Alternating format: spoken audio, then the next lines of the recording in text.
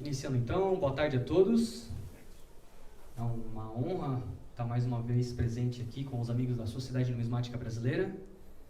Dessa vez palestrando sobre um artigo que foi publicado de minha autoria na última edição da Revista Numismática Brasileira, cujo título é Cambistas, Manuais e Carimbos. Essa pesquisa não foi feita com âmbito técnico numismático, e sim num sentido mais filosófico. Por isso que o subtítulo já traz uma nova perspectiva sobre a numismática. Então nós vamos abordar esses temas, cambistas, manuais e carimbos, e pensar um pouco sobre uma nova visão sobre a numismática, né? Então, primeiramente, me apresentar. Eu sou o Gabriel Amaral Lourenço, tenho 28 anos, graduado em Comércio Exterior pela Universidade de Joinville, pós-graduando em Marketing também.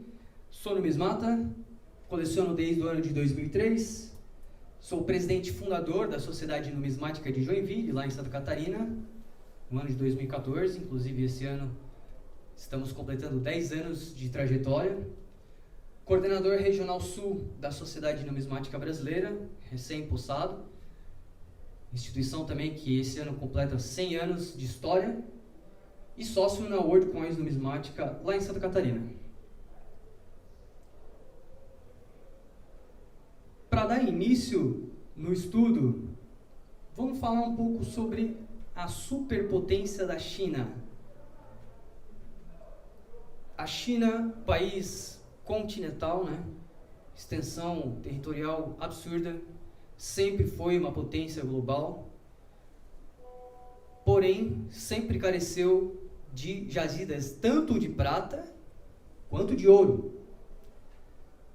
Não é à toa que na numismática oriental as peças clássicas eram normalmente feitas em ligas de cobre, em um outro estilo, outras técnicas de cunhagem. Isso se deve por conta da falta desse material, a prata e o ouro, né? Isso acabou também alterando, em comparação à numismática ocidental, e a gente vai falar um pouco mais desse paralelo entre os dois estilos mais para frente, no estilo de cunhagem ou no próprio estilo de numismática oriental, né? Então a China, com o passar do tempo e as relações comerciais com o mundo ocidental, passou então a importar prata do Ocidente. E aí, em paralelo com a China, nós temos também aquilo que foi a superpotência espanhola. Na imagem aqui, o Monte Potosí, uma gravura de 1820.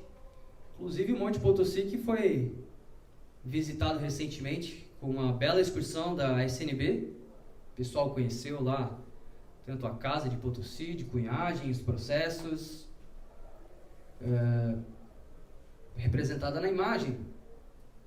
Excedia de jazidas de prata, principalmente, também de ouro, mas de prata essencialmente. O Monte Potosí ele é basicamente um morro de prata, então tem bastante prata nessa região, né? E a Espanha, como colonizadora, então passou a ter posse de todo esse território e coincidiu em exportar para a China então todo aquele material, prata e ouro principalmente, que carecia no mercado chinês. Aquilo que havia comentado anteriormente a respeito da diferença de cunhagens do mundo ocidental e oriental e a influência da diversidade desses metais brutos na região, né? Como isso influencia no processo de numismática.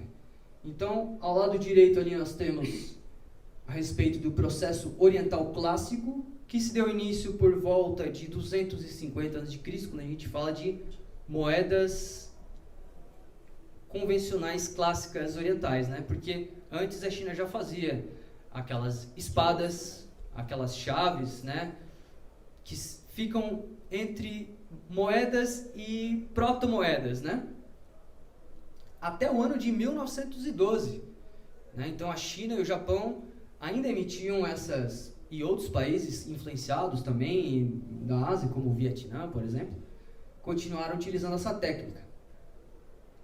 essa técnica é realizada através de fundição de metais, diferente do estilo ocidental. Então, ali no lado esquerdo a gente tem o shape, né, de fundição. O metal era derramado ali, normalmente ligas de cobre, latão, muito utilizado também naquela época.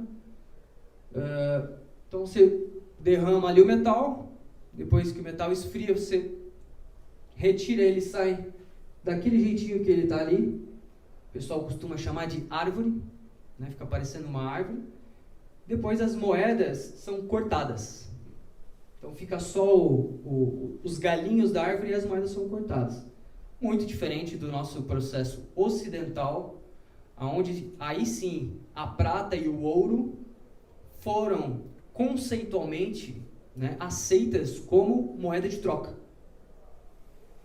Iniciando, no caso, na história da numismática ocidental, iniciando pelo elétron, né, que é uma liga natural de cobre e de ouro, e eventualmente depois eles separaram moedas de cobre e ouro, purificaram esses metais, foram trabalhando cada vez mais o conceito, né?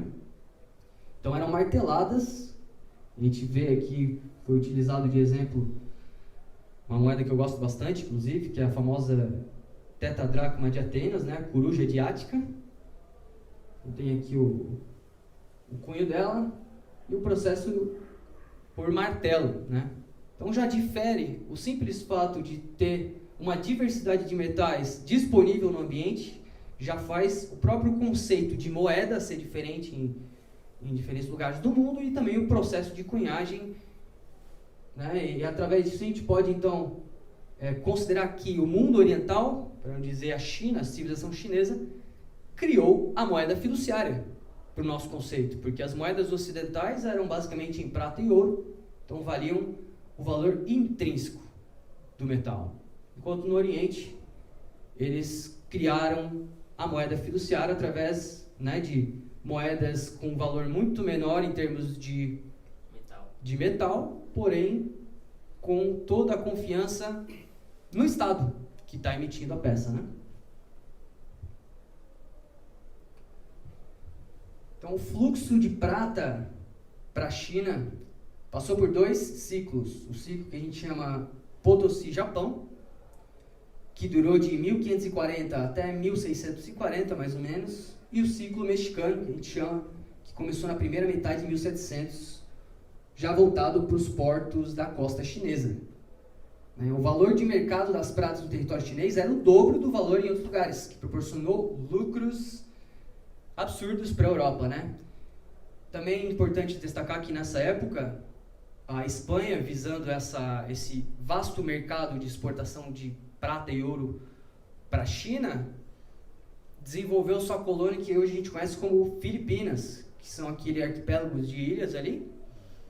Inclusive foi batizada com esse nome por conta do príncipe Felipe da Espanha, que seria rei futuramente. Então a Espanha criou essa colônia exatamente para fazer uma ponte da exportação. Essa prata saía da costa oeste das Américas, né? A maioria do México, mesmo que elas viessem do Peru e de barco até o México, cruzavam o oceano até as Filipinas, com destaque para o porto de Manila, atual capital das Filipinas, que foi aí o grande centro desse fluxo comercial, da corrida da prata. Então, os galeões espanhóis de Manila atingiram os picos em 1597. A quantidade comercial ultrapassou 1,2 milhões de pesos, só em prata. Embora a economia tenha tido mau desempenho em 1632, o comércio aumentou 300 mil pesos todos os dias, que dá aproximadamente 37.008 reais por dia em aumento.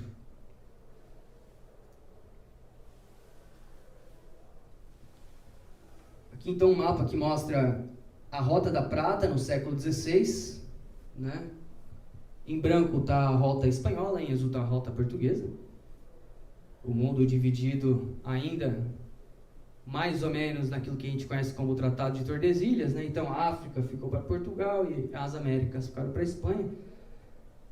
Saindo de Lima, então, principalmente ali naquela região da costa oeste do México. Então, ela atravessava, chegava nas Filipinas, para então estar adentrando no mercado chinês. Então, sobre o título, vamos começar a falar sobre os shroffs, que são os cambistas orientais. A palavra original utilizada na China em mandarim é aquela ali, Qianzhuang, mas o nome que se costuma utilizar no mundo ocidental, que é shroff, ele vem de uma palavra persa, que o meu slide acabou não identificando, ali estava em persa antigo, em Pahlavi, Sarraf, que significa cambista, em persa antigo. Então, na verdade, ele começou a ser utilizado, esse termo shroff, em inglês, no período em que a Inglaterra ainda colonizava as Índias, né? Então, do persa ele foi para o sânscrito, sharaf, e do sânscrito os próprios ingleses começaram a chamar eles de shroff, né? Então, a gente conhece essa profissão, esses cambistas orientais hoje no mundo da numismática como shroffs. Diferentemente do Estado que costumava emitir moedas, claro que nós também temos as moedas particulares no mundo ocidental, né? Os shroffs, eles eram de atividade privada. Eles não eram parte do Estado. Eles se organizavam em guildas. O que eles faziam? Qual que era a função desse profissional do shroff? Eles faziam um teste de autenticidade do metal. Então, fazia aquele teste que a gente conhece já de metal, né? Que são antigos. Faziam um teste também dos processos de cunhagem. Então, eles realmente analisavam até o bordo das moedas, né? Analisavam o estilo de desenho, comparavam, faziam também confecção e utilização de manuais numismáticos, que nós vamos tratar deles mais para frente, especificamente. Faziam os registros econômicos e fiscais, então eles também tinham essa função de cambistas, né? Porque eles se concentravam principalmente nos portos ou em mercados. Faziam cotações de câmbio e aplicação dos shopmarks, que também vamos tratar deles mais para frente aqui. Aqui uma curiosidade também a respeito dessas emissões privadas no mundo oriental. Aqui temos uma imagem de um Jiaozi, né? E os Jiaozhou, que surgiram no século XI, eram casas bancárias também privadas que emitiram as cédulas que a gente conhece como Jiaozi, que são simplesmente as primeiras cédulas conceituais do mundo. Então, assim como os chineses criaram o conceito de moeda fiduciária, com aquelas peças em metais menos nobres, como ligas de cobre, eles também, aproveitando, né, essa onda, por que não emitir, então, um bilhete, né? Já que eles já tinham, a China também desenvolveu, muito antes da prensa de Gutenberg, que se tem conhecimento na Europa, essa prensa, que a gente chama de prensa, enfim, fugiu o termo agora, mas a China já tinha essas prensas, né? Então eles literalmente fizeram as primeiras cédulas normalmente em papel de arroz. Tudo naquele conceito da confiança no Estado, né? O que são os manuais dos shroffs, dos cambistas que nós comentamos anteriormente? Em inglês a gente conhece como handbooks, que traduzindo são manuais. Existem diferentes tipos de moedas de todo mundo dentro desses manuais, que passavam pelas mãos dos shroffs nos portos chineses. Então eles pegavam moedas das colônias espanholas da Bolívia, do Peru, do México, moedas europeias, inclusive moedas clássicas, greco-romanas antigas, porque na época o que importava para eles era o peso da prata e do ouro, né? Esses manuais também apresentam os pesos, os diâmetros, especificidades dos desenhos e algumas descrições também, algumas observações para identificar moedas falsas. Estamos falando de século XVI, XVII, XVIII, XIX. E algumas delas também trazem algumas tabelas de equivalência cambial. Então o cara pegava lá R$8 e já sabia quanto valia isso na China na época, né? Também confeccionadas, assim como as cédulas, em papel de arroz em prensas móveis. Essa era a palavra que eu tinha esquecido antes. Prensas móveis, né? Que os chineses desenvolveram. Então, assim como as cédulas, os handbooks, os manuais, também eram feitos em papel de arroz, prensas móveis. Aqui na imagem, eu trouxe algumas imagens de handbooks que eu coletei de um grande colecionador do americano, que é o Dan Huntsinger, lá do Colorado. Ele disponibilizou para mim essas imagens de um artigo também exclusivo que vai ser lançado esse ano, lá nos Estados Unidos. E algumas traduções ainda não foram conseguidas, não conseguiram concluir com sucesso. Primeiro porque são dialetos muito antigos, né, do mandarim, a própria forma de escrever ela altera. Mas aqui temos a capa que é de trás, tem o nome, não se sabe se é o nome do cambista ou se é o nome do cara que confeccionou ou o cara que possuía o manual. E essa outra página aqui, eu tentei decifrar com ele mais ou menos o que poderia ser. Está escrito prata e outros metais. Então a gente não sabe se é porcentagem de prata que está no metal ou uma concentração de prata que está em determinada parte da moeda. Ainda tem muita coisa a ser desbravada nesse mundo do handbooks aqui. Então essa imagem eu montei para a gente entender mais ou menos como é que eles trabalhavam com esses handbooks. Tem 4 páginas aqui de um mesmo livro, onde a gente percebe que tem desenhado R$8. 4 R$8. E qual que é a ideia aqui? Mostrar para o chinês que está lá o cambista, quais são os tipos que existem. Perceba que tem o S, indicando Santiago, ali abaixo, junto na moeda. Potosí, México e Lima. Né? Então, estamos falando de um manual muito parecido com os catálogos que a gente tem hoje, contemporâneos, né? Com a mesma finalidade. Aqui eu trouxe 2 exemplos que também a gente bateu cabeça para tentar decifrar algumas coisas. Aquele da esquerda ali, está escrito lá em mandarim, eu não sei mandarim, tá? Mas a gente conseguiu decifrar ali, que está escrito moeda galinha, moeda da galinha. Percebam que 2 páginas diferentes, de 2 handbooks diferentes, tá? Até a coloração da página está diferente, mas dá para ver que é a mesma moeda, até porque está escrito moeda da galinha lá. Porém, entre as 2 páginas já tem algumas diferenças. Perceba que um traz MEI lá em cima, o outro traz, né, onde está o N virou um X meio que estranho. Por que as legendas são assim? O chinês que estava lá, ele não tinha a mínima ideia do alfabeto latino. Assim como eu, que não falo mandarim e não sei escrever os diagramas, se eu fosse tentar, eu ia copiar, né? Não ia ficar exatamente igual. Às vezes, é normal que eles confundirem o S com 8 também. Às vezes onde é S eles botam 8, onde é 8 eles botam S. Então eles não sabiam, eles simplesmente copiavam. Acreditamos que essa moeda representada nessa página seja um R$8 mexicano do Império Turbite, né? Pelo que conseguimos identificar. Tem algumas diferenças, não sabemos que são aqueles asteriscos que eles colocaram em volta da ave, não sabemos o que é.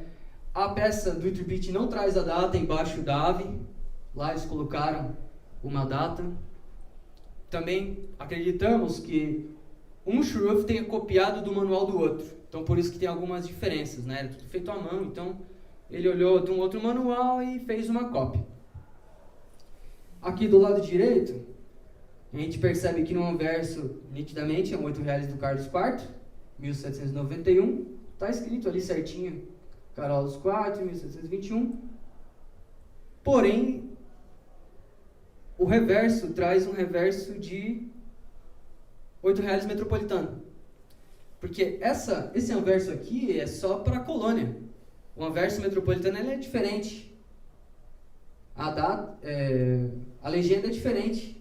Né? Então, também não sabemos, estavam juntos, não sabemos se ou ele confundiu ou pegou uma um reverso de uma peça e um verso de outra peça. O que foi o Império de Iturbide? Esse foi um período mexicano, tá? O México nem sempre foi uma república, ele já foi um império também. A América teve dois... imperial. Exatamente. Tá. Isso aí. Aqui mais duas páginas. Lá da direita a gente traz algumas variações de falsificações da letra monetária, por exemplo, do México ali, né? A de Lima, por exemplo, ela existe a invertida. A de Lima existe a invertida. A do México eu desconheço, mas eles colocaram ali alguns exemplos de como aparecem em moedas para eles mesmo identificarem as falsas, né? Porque na época já tinha muita moeda falsa que entrava, inclusive na China. E aqui à direita algumas variações do bordo de R$8. A gente percebe ali que o desenho para identificar as descrições certinho, né? Então, pessoal, basicamente, os handbooks, esses manuais, eles eram o que a gente chama de catálogo hoje, né? A gente identificar variantes, descrições ou até peso, enfim, né? Aqui alguns exemplos, então, do que eles chamaram de moeda dragão. Vocês percebam que é uma moeda oriental, que eles já estavam até acostumados com o estilo do desenho, que é dragão, um set chain do Vietnã, mas no desenho ali ele ficou bem abstrato, né? Nem parece um dragão, na verdade. Ao lado direito, que eles chamaram de águia dupla, é o famoso thaler da Maria Teresa, da Áustria, né? E aí, como tem a águia dupla, também tem a águia única, ou uma águia, né? Traduzindo diretamente.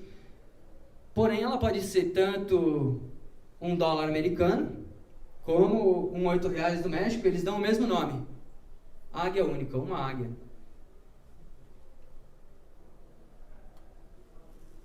Aqui um trecho de uma entrevista com o colecionador Don Hans Singer. Além dos handbooks, ele também é muito interessado nos shopmarks, que nós vamos falar mais pra frente. E ele diz que a melhor documentação descoberta até agora, além das próprias moedas carimbadas com shopmark, são esses handbooks dos shruffs, né? Esses manuais nos ajudam a entender a motivação e propósitos dos carimbos e shopmarks. Nesses livros, vemos que existiam muitas variedades diferentes de falsificação, por isso havia uma forte desconfiança entre os shruffs. Então, esses materiais foram confeccionados exatamente, principalmente, para identificar as moedas falsas. Entrava muita moeda falsa na China. Falando um pouco, então, sobre os carimbos, para a gente completar, né? Cambistas, manuais, e agora os carimbos, que dentro do processo seria o último. O termo shop deriva da palavra cantonesa, que significa marcar. Foram feitos exclusivamente pelos shruffs, né? Então, o Estado chinês não fazia esses carimbos, eles eram feitos apenas pelas guildas de shruffs, e eles serviam basicamente para testar a autenticidade da moeda e depois para circular. Normalmente, moedas com shop marks, elas vêm no centro com aquele furinho de teste de prata. É muito comum, eles testam a prata primeiro e depois aplicam os carimbos.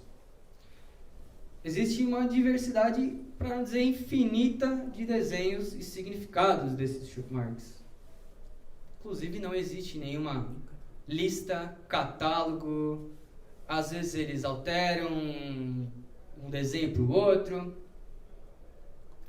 Trouxe aqui alguns shopmarks com tradução literal para o português, né? Então, sorte, tesouro, grande, eterno, dragão.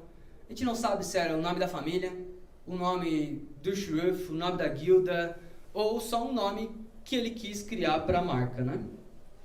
Algumas são curiosas, por exemplo, ouro, ou posse, né? Ou até mesmo tesouro. Agora, o que significa, a gente não tem como saber. Aqui eu trouxe um R$8 de Potosí, para a gente entender a diferença de um countermark para um shopmark. Os countermarks são aqueles carimbos que a gente conhece já no mundo ocidental. Por exemplo, nesse R$8 a gente tem o famoso carimbo de Minas. Então, os countermarks são carimbos confeccionados pelo Estado emissor. No caso aqui, o Brasil adquiria as peças da Espanha e colocava o carimbo para circular no Brasil. E lá eram os privados, né? Então, a diferença entre o countermark e o shopmark é que o countermark vem do Estado, uma emissão do Estado, e o shopmark é uma emissão privada. Essa peça, especificamente, é da coleção do Friedrich Mittelstadt, associado nosso lá da Sociedade Numismática de Joinville, um grande colecionador especialista nessas peças. E aqui um patacão, R$960, com shopmarks, peça difícil de encontrar. A gente percebe no verso pouco acima dos 6 ali do 960. Nem sequer é um diagrama chinês, é só um desenho. Alguns trazem desenhos também, né? Tem no anverso e no reverso. Então as peças do Brasil também chegaram lá. Se bateu a prata, bateu todos os detalhes, carimbo nela. Então aqui algumas peças com presença de shopmark, né? Peças do mundo, moedas do mundo inteiro. Aqui um R$8 colonial espanhol, bastante shopmark, taler de Maria Teresa. Ali $1 de Qiannan, então moeda chinesa com shopmark. E aqui uma curiosidade, um estáter de elétron dali, simplesmente a moeda mais antiga do mundo. Nem ela foi perdoada, os caras botaram shopmarks nela também. É prata, é ouro, passou no teste, vai para girar. E aqui o terror dos shruffs. Um R$8 falso, e a gente percebe pela legenda, né? A data ali, o 2 da data é nitidamente uma moeda falsa, foge muito do padrão do que os R$8 costumam cunhar. E os shopmarks também, todos falsos. Todos eles são falsos.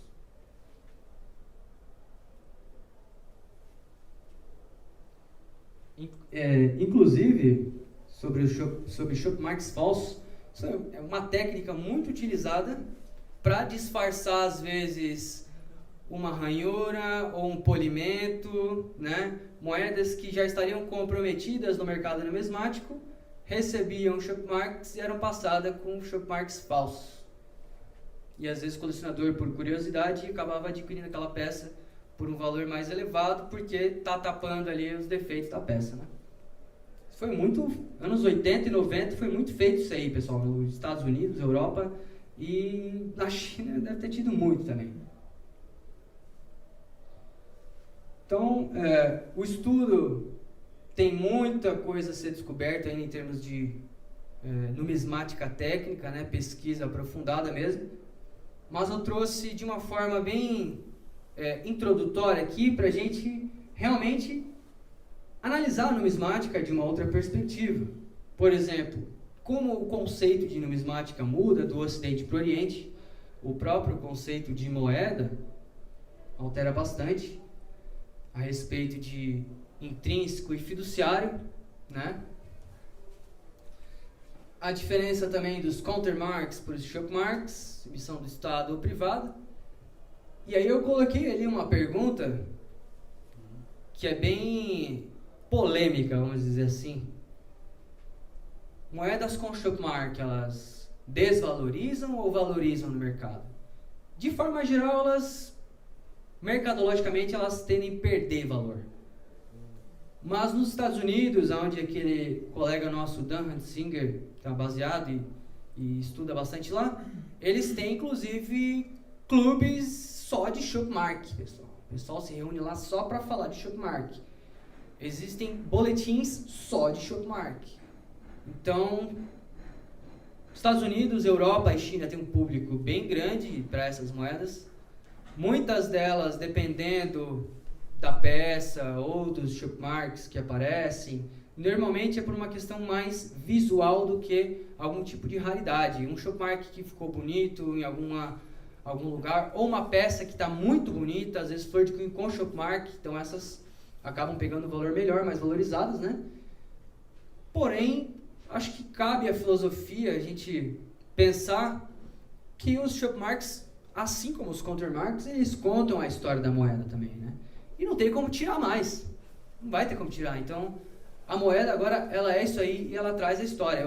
Eu particularmente acho interessante você pegar um 8 reais ou um patacão e pensar que em algum momento ele foi transportado até a China, alguém num porto carimbou ela e ela pode ter até circulado dentro da China, né? Outro questionamento: seriam os shruffs, esses cambistas orientais, apenas cambistas ou seriam eles também numismatas?